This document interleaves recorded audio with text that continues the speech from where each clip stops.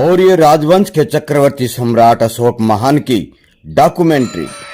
यह वह क्षण था जब जीत भी पराजय सी लगने लगी थी। कलिंग का युद्ध, रक्त, आंसू और पश्चाताप का संगम। और इसी युद्ध भूमि पर इसी क्षण जन्म लेता है एक नया अशोक, सम्राट नहीं बल्कि एक युग दृष्टा, चक्रवर्ती सम्राट अशोक महान। चक्रवर्ती सम्राट अशोक महान, जिसने अपनी तलवार छोड़ी और धम को अपनाया, जिसने भारतवर्ष ही नहीं पूरे एशिया को शांति का संदेश दिया। यह कहानी है एक चक्रवर्ती सम्राट अशोक महान की, जो युद्ध से बुद्ध की ओर चला और बन गया इतिहास का अमिट अध्याय। चक्रवर्ती सम्राट अशोक महान। सम्राट अशोक महान का जन्म 304 ईसा पूर्व में हुआ था। वे मौर्य वंश के सम्राट थे और भारतीय इतिहास में महत्वपूर्ण व्यक्तियों में से एक माने जाते हैं। सम्राट अशोक का जन्म बिहार के पटना के निकट एक छोटे से गांव पाटलिपुत्र में हुआ था। यह स्थान वर्तमान में पटना शहर के नाम से जाना जाता है। सम्राट अशोक एक विश्व प्रसिद्ध एवं शक्तिशाली भारतीय मौर्य राजवंश के एक महान चक्रवर्ती सम्राट थे। सम्राट अशोक भारतवर्ष में एक समय भारतीय सनातन हिंदू धर्म के सबसे प्रतापी राजा थे। सम्राट अशोक का पूरा नाम देवाना प्रिय अशोक, राजा प्रियदर्शी, देवताओं का प्रिय था। सम्राट अशोक का राजकाल ईसा पूर्व 269 से 232 प्राचीन भारत में था। मौर्य राजवंश के चक्रवर्ती सम्राट अशोक महान के राज्य का मौर्य साम्राज्य उत्तर में हिंदू कुश, तक्षशिला की श्रेणियों से लेकर दक्षिण में गोदावरी नदी, स्वर्णगिरी पहाड़ी के दक्षिण तथा मैसूर तक, तथा पूर्व में बांग्लादेश, पाटलिपुत्र से पश्चिम में अफगानिस्तान, ईरान, बलूचिस्तान तक पहुंच गया था। चक्रवर्ती सम्राट अशोक महान का साम्राज्य आज का संपूर्ण भारत, पाकिस्तान, अफगानिस्तान, नेपाल, बांग्लादेश, भूटान, म्यांमार के अधिकांश भूभाग पर फैला हुआ था। यह विशाल साम्राज्य उस समय तक से आज तक का सबसे बड़ा भारतीय साम्राज्य रहा है। चक्रवर्ती सम्राट अशोक महान विश्व के सभी महान एवं शक्तिशाली सम्राटों एवं राजाओं की पंक्तियों में हमेशा शीर्ष स्थान पर ही रहे हैं। चक्रवर्ती सम्राट अशोक महान भारत के सबसे शक्तिशाली एवं महान सम्राट माने जाते हैं। सम्राट अशोक को चक्रवर्ती सम्राट अशोक महान कहा जाता है, जिसका अर्थ है सम्राटों के सम्राट, और यह स्थान भारत में केवल सम्राट अशोक को मिला है। चक्रवर्ती सम्राट अशोक महान को अपने विस्तृत साम्राज्य से बेहतर एक कुशल प्रशासन तथा बुद्ध धर्म के प्रचार के लिए भी जाना जाता है। सम्राट अशोक का शासनकाल। चक्रवर्ती सम्राट अशोक महान का शासनकाल लगभग 268 ईसा पूर्व से 232 ईसा पूर्व तक माना जाता है। इस प्रकार उनका शासनकाल लगभग 36 वर्षों का रहा। सम्राट अशोक मौर्य वंश के महान एवं चक्रवर्ती सम्राट थे, जिन्होंने कलिंग युद्ध लगभग 261 ईसा पूर्व के बाद बौद्ध धर्म को अपनाया और अहिंसा, धर्म और सामाजिक न्याय पर आधारित शासन चलाया।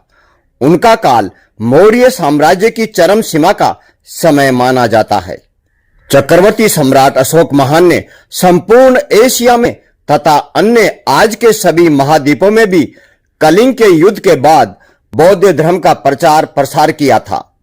चक्रवर्ती सम्राट अशोक महान के संदर्भ के स्तंभ एवं शिलालेख आज भी भारतवर्ष के कई स्थानों पर दिखाई देते हैं।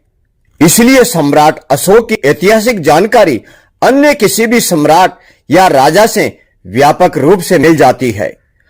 चक्रवर्ती सम्राट अशोक महान सहिष्णुता, सत्य, अहिंसा एवं शाकाहारी जीवन प्रणाली के सच्चे समर्थक थे।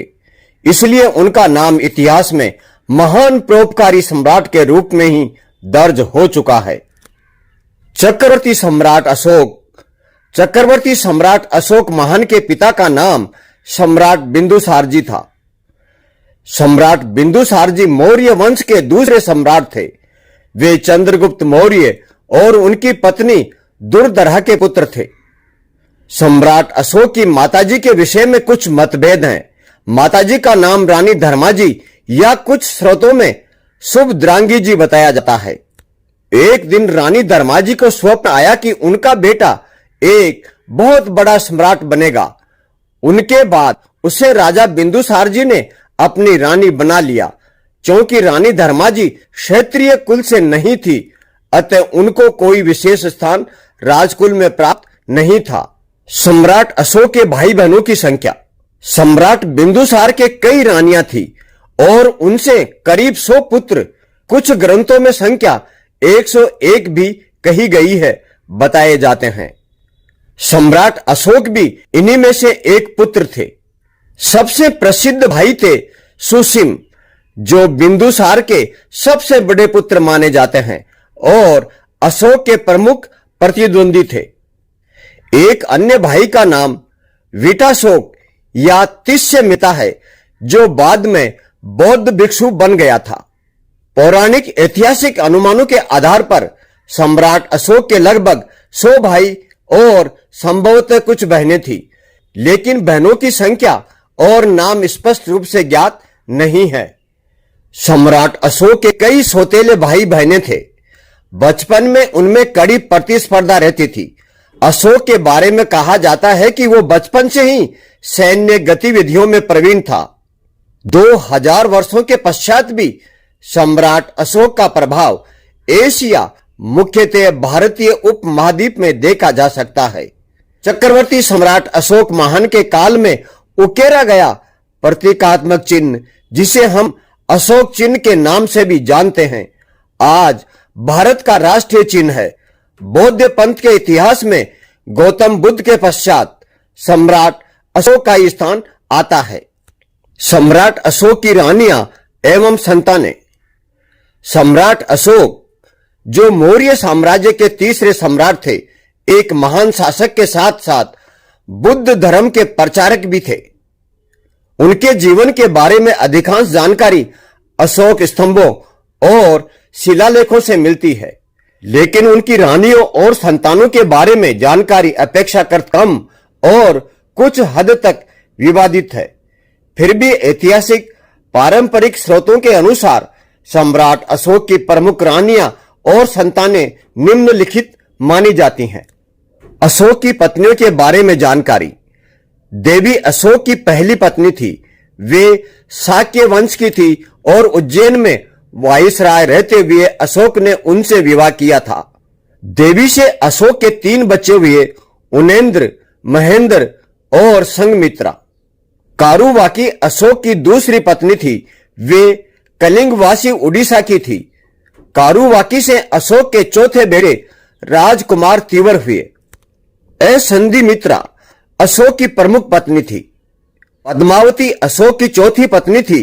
वे भविष्य की उत्तराधिकारी कुणाल की मां थी। तिष्यरक्षिता अशोक की 5वीं पत्नी थी। वह संधिमित्रा की नौकरानी थी। उसने अशोक को अपने नृत्य कौशल का इस्तेमाल करने की कसम खाई थी। यह अशोक की अंतिम रानी मानी जाती है, जिनसे उन्होंने वृद्धावस्था में विवाह किया था। इसी ने ही कुणाल की आंखें फोड़वाने की साजिश की थी। चक्रवर्ती सम्राट अशोक महान ने अपने पूरे जीवन काल में एक भी युद्ध नहीं हारे। चक्रवर्ती सम्राट अशोक महान के समय में ही लगभग 23 विश्वविद्यालयों की स्थापना की गई, जिनमें तक्षशिला, नालंदा, विक्रमशिला, कंधार आदि कई विश्वविद्यालय प्रमुख थे। इन्हीं सुप्रसिद्ध एवं विश्वविख्यात विश्वविद्यालयों में विदेश से भी कई छात्र शिक्षा पाने के लिए भारत आया करते थे। ये विश्वविद्यालय उस समय के उच्च शिक्षा के उत्कृष्ट विश्वविद्यालय थे। शिलालेख प्रारंभ करने वाला पहला शासक बाद में आरंभ हुआ था। चक्रवर्ती सम्राट अशोक महान ने ही सर्वप्रथम बौद्ध पंथ का सिद्धांत लागू किया, जो आज भी कार्यरत है। चक्रवर्ती सम्राट अशोक महान ने अपने पुत्र महेंद्र एवं पुत्री संघमित्रा को बौद्ध धर्म के प्रचार के लिए श्रीलंका भेजा था। आरंभिक जीवन। सम्राट अशोक का जीवन मनुष्य के जीवन की अधोगति से उत्थान का सर्वश्रेष्ठ उदाहरण है। उनका प्रारंभिक जीवन क्रूरता और लिप्साओं से भरा हुआ था, लेकिन जीवन का आखिरी समय आते आते वह महानता के शिखर पर पहुंच चुके थे।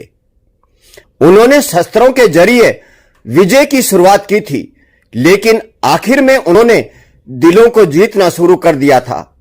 यही वजह है कि चक्रवर्ती सम्राट अशोक महान का नाम आज भी अमर है। सम्राट अशोक की क्रूरता की असली कहानी शुरू हुई उनके पिता श्री बिंदुसार जी की मृत्यु के बाद। क्रूरता और कत्ल गारत का सिलसिला अगले 4 सालों तक चलता रहा। बौद्ध ग्रंथों के मुताबिक सम्राट अशोक ने अपने सिंहासन के रास्ते में आने वाले अपने सभी भाइयों को मार डाला था, जिसे सम्राट अशोक की क्रूरता के कारण उन्हें चंडाशोक भी कहा जाता था। और इतिहास गवाह है कि उनकी दयालुता और प्रजापालकता के कारण उन्हें देवाना प्रिय के नाम से भी जाना जाता है। चक्रवर्ती सम्राट अशोक का साम्राज्य विस्तार। अशोक का ज्येष्ठ भाई सुसीम उस समय तक्षशिला का प्रांतपाल था। तक्षशिला में भारतीय यूनानी मूल के बहुत से लोग रहते थे। इससे वह क्षेत्र विद्रोह के लिए उपयुक्त था। सुसीम के अकुशल प्रशासन के कारण भी उस क्षेत्र में विद्रोह पनप उठा। राजा बिंदुसार ने सुसीम के कहने पर राजकुमार अशोक को विद्रोह के दमन के लिए वहां भेजा। अशोक के आने की खबर सुनकर ही विद्रोहियों ने उपद्रव खत्म कर दिया और विद्रोह बिना किसी युद्ध के खत्म हो गया। हालांकि यहां पर विद्रोह एक बार फिर अशोक के शासनकाल में भी हुआ था, पर इस बार उसे बलपूर्वक कुचल दिया गया। अशोक की इस प्रसिद्धि से उसके भाई सुसीम को सिंहासन न मिलने का संकट बढ़ गया। उसने सम्राट बिंदुसार को कहकर अशोक को निर्वास में डाल दिया। अशोक कलिंग चला गया। वहां उसे मत्स्य कुमारी कौरविकी से प्रेम हो गया। वर्तमान में मिले साक्ष्यों के अनुसार बाद में अशोक ने उसे तीसरी या दूसरी रानी बनाया था। इसी बीच उज्जैन में विद्रोह हो गया। अशोक को सम्राट बिंदुसार ने निर्वासन से बुला विद्रोह को दबाने के लिए भेज दिया। हालांकि उसके सेनापतियों ने विद्रोह को दबा दिया, पर उसकी पहचान गुप्त ही रखी गई, क्योंकि मौर्यों द्वारा फैलाए गए गुप्तचर जाल से उसके बारे में पता चलने के बाद उसके भाई सुसीम द्वारा उसे मरवाए जाने का भय था। वह बौद्ध सन्यासियों के साथ रहा था। इसी समय उसे बौद्ध विधि विधानों तथा शिक्षाओं का पता चला था। यहां पर एक सुंदरी जिसका नाम देवी था, उससे अशोक को प्रेम हो गया। स्वस्थ होने के बाद अशोक ने उससे विवाह कर लिया। कुछ वर्षों के बाद सुसीम से तंग आ चुके लोगों ने अशोक को राज सिंहासन हथिया लेने के लिए प्रोत्साहित किया, क्योंकि सम्राट बिंदुसार वृद्ध तथा रुग्ण हो चले थे। जब वह आश्रम में थे तब उनको समाचार मिला कि उनकी मां को उनके सौतेले भाइयों ने मार डाला। तब उन्होंने राजभवन में जाकर अपने सारे सौतेले भाइयों की हत्या कर दी और सम्राट बने। आंतरिक अशांति से निपटने के बाद 269 ईसा पूर्व में अशोक का विधिवत राजा अभिषेक हुआ। सत्ता संभालते ही सम्राट अशोक ने पूर्व तथा पश्चिम दोनों दिशाओं में अपना साम्राज्य फैलाना प्रारंभ किया। उसने आधुनिक असम से ईरान की सीमा तक साम्राज्य केवल 8 वर्षों में विस्तृत कर लिया था। राजधानी। चक्रवर्ती सम्राट अशोक के अभिलेखों के अनुसार मौर्य साम्राज्य कई प्रांतों में विभाजित था। मौर्य काल में सबसे बड़ी प्रशासनिक इकाई प्रांत हुआ करता था। सम्राट अशोक ने विशाल मौर्य साम्राज्य को प्रशासन की सुविधा के लिए अनेक प्रांतों में बांट दिया था। चक्रवर्ती सम्राट अशोक महान के समय में 5 प्रांत हुआ करते थे। प्रांत और उनकी राजधानियां उत्तरापथ तक्षशिला, अवंती राष्ट्र उज्जैनी, कलिंग प्रांत तोसली, दक्षिणापथ स्वर्णगिरी और प्रासी तथा प्राति पूर्व प्रदेश पाटलिपुत्र। कलिंग की लड़ाई चक्रवर्ती सम्राट अशोक महान का व्यक्तित्व काफी प्रभावशाली था। उन्होंने सिर्फ अपनी वाणी के आधार पर तक्षशिला का विरोध शांत करवा दिया। उनकी प्रशासनिक क्षमताएं भी बेहद शानदार थी। चक्रवर्ती सम्राट अशोक ने अपनी प्रतिभा, शक्ति और सामर्थ्य के बल पर अपना एक अलग ही स्थान बनाया था। चक्रवर्ती सम्राट अशोक ने अपने साम्राज्य को और अधिक मजबूत करने के लिए कलिंग को हर हाल में जीतने की ठान ली थी। सम्राट अशोक के राज्याभिषेक के 8वें साल में लड़े गए इस युद्ध में खून पानी की नदियों की तरह बहा। कलिंग की विशाल और बहादुर सेना को जीतना कोई आसान काम नहीं था। कलिंग की बहादुर सेना ने सम्राट अशोक की सेना को कड़ी और बहुत बड़ी चुनौती दी, लेकिन इस जंग में सम्राट अशोक की विजय हुई।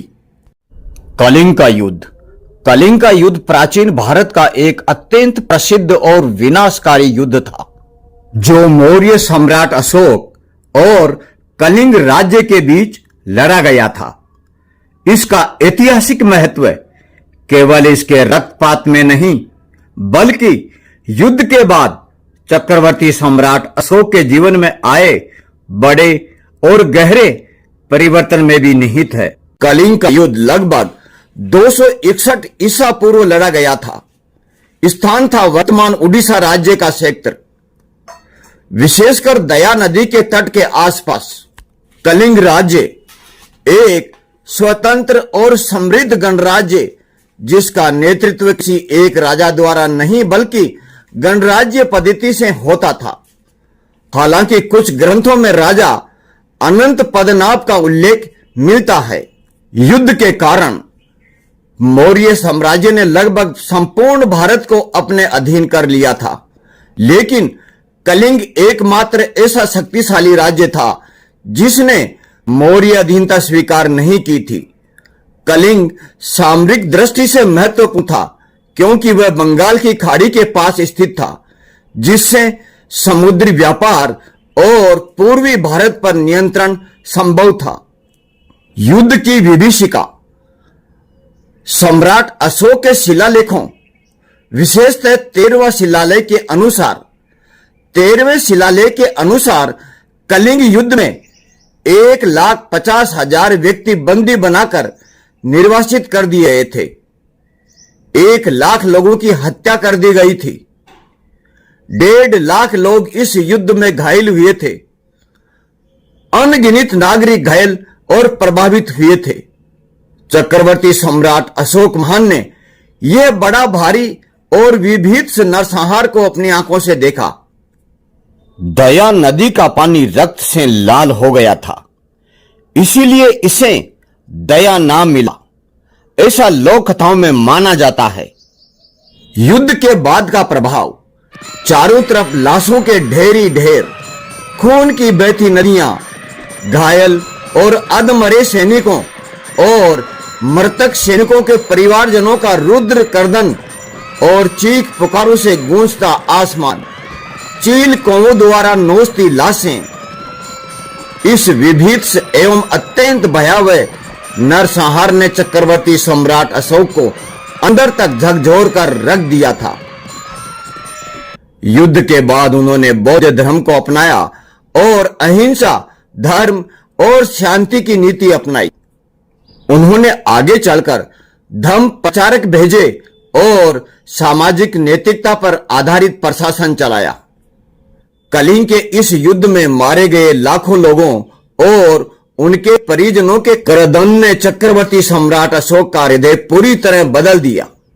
कलिंग युद्ध के बड़े भारी और विभत्स नरसंहार ने चक्रवर्ती सम्राट अशोक महान के हृदय में एक महान परिवर्तन कर दिया था। इस कलिंग युद्ध की विभत्सता और नरसंहार को देखकर चक्रवर्ती सम्राट अशोक महान का हृदय मानवता के प्रति दया और करुणा से उद्वेलित, व्यथित और द्रवित हो उठा था। चक्रवर्ती सम्राट अशोक महान ने ऐसे युद्ध क्रियाओं को सदा सदा के लिए बंद कर देने की प्रतिज्ञा कर ली। कलिंग युद्ध की घटना से प्रेरित होकर चक्रवर्ती सम्राट अशोक महान के जीवन में यहां से आध्यात्मिक और धर्म विजय का युग आरंभ हुआ। उन्होंने पूरी तरह बौद्ध धर्म को अपना धर्म स्वीकार कर लिया। कलिंग की लड़ाई में भले ही सम्राट अशोक की जीत हुई थी, लेकिन लड़ाई का वह विभत्स परिदृश्य और हजारों नहीं लाखों की संख्या में लाशों के ढेर देखकर वह पत्थर दिल वाला निर्भयी चंडाशोक मर चुका था। नए चक्रवर्ती सम्राट अशोक महान का जन्म हो चुका था, जिसे इतिहास देवाना प्रिय अशोक के नाम से याद करता है। चक्रवर्ती सम्राट अशोक ने जो अपने सिद्धांत दिए उसे अशोक का धर्म कहते हैं। इसमें बौद्ध, जैन और हिंदू तीनों ही विचारधाराओं का सम्मिलित दार्शनिक समागम था। चक्रवर्ती सम्राट अशोक महान ने सिर्फ आपसी भाईचारे की ही नहीं, बल्कि जानवरों के साथ भी हमदर्दी से पेश आने की नसीहत दी और अपने आदर्श और आदेशों को जन जन तक पहुंचाने के लिए शिलालेखों और स्तूपों को जरिया बनाया। 250 ईसा पूर्व बने सारनाथ के अशोक स्तंभ को भारत देश के राष्ट्रीय प्रतीक के तौर पर भी अपनाया गया। अशोक स्तंभ में 4 शेर हैं जो चारों तरफ देख रहे हैं। इनमें जो एक चक्र है वो इस बात की ओर संकेत करते हैं कि धर्म का पहिया लगातार चल रहे हैं। इसमें सम्राट अशोक के प्रभाव को चारों तरफ स्थापित करने के रूप में देखा जाता है। अशोक स्तंभों में जानवरों का विशेष महत्व है, खासकर शेर का। बौद्ध धर्म में शेर को बुद्ध का प्रतीक माना जाता है। हमारे राष्ट्रीय झंडे का चक्र भी सम्राट अशोक की देन है। अशोक स्तंभ भी अशोक की देन है। सिंहली अनुश्रुतियों, दीपवंश एवं महावंश के अनुसार सम्राट अशोक को अपने शासन के 14वें वर्ष में निगोथ नामक भिक्षु द्वारा बौद्ध धर्म की दीक्षा दी गई थी। तत्पश्चात मोगाली पुत्र निष्क के प्रभाव से वे पूर्णतः बौद्ध हो गए थे। दिव्यादान के अनुसार सम्राट अशोक को बौद्ध धर्म में दीक्षित करने का श्रेय उपगुप्त नामक बौद्ध भिक्षु को जाता है। सम्राट अशोक अपने शासन काल के 10वें वर्ष में सर्वप्रथम बोध गया की यात्रा की थी। तदुपरांत अपने राज्याभिषेक के 20वें वर्ष में लुम्बिनी की यात्रा की थी तथा लुम्बिनी ग्राम को कर मुक्त घोषित कर दिया था। बौद्ध धर्म सम्राट अशोक द्वारा बनाया गया मध्य प्रदेश में सांची का स्तूप कलिंग युद्ध में हुई क्षति तथा नरसंहार से उनका मन युद्ध से उब गया और वह अपने कृत्य को लेकर व्यथित हो उठे। इसी शोक से उबरने के लिए वह बुद्ध के उपदेशों के करीब आते गए और अंत में उन्होंने बौद्ध धर्म स्वीकार कर लिया। बौद्ध धर्म स्वीकार करने के बाद उन्होंने उसे अपने जीवन में उतारने का प्रयास भी किया। उन्होंने शिकार तथा पशु हत्या करना छोड़ दिया। उन्होंने सभी संप्रदायों के सन्यासियों को खुलकर दान देना भी आरंभ किया और जन कल्याण के लिए उन्होंने चिकित्सालय, पाठशाला तथा सड़कों आदि का निर्माण करवाया। उन्होंने बौद्ध धर्म के प्रचार के लिए धर्म प्रचारकों को नेपाल, श्रीलंका, अफगानिस्तान, सीरिया, मिस्र तथा यूनान भी भेजा। इसी कार्य के लिए उन्होंने अपने पुत्र तथा पुत्री को भी यात्राओं पर भेजा था। सम्राट अशोक के धर्म प्रचारकों में सबसे अधिक सफलता उनके पुत्र महेंद्र को मिली। महेंद्र ने श्रीलंका के राजा तिष्य को बौद्ध धर्म में दीक्षित किया और तिष्य ने बौद्ध धर्म को अपना राजधर्म बना लिया और अशोक से प्रेरित होकर उसने स्वयं को देवानम प्रिय की उपाधि दी। अशोक के शासन काल में ही पाटलिपुत्र में तृतीय बौद्ध संगीति का आयोजन किया गया, जिसकी अध्यक्षता मोगाली पुत्र तिशा ने की।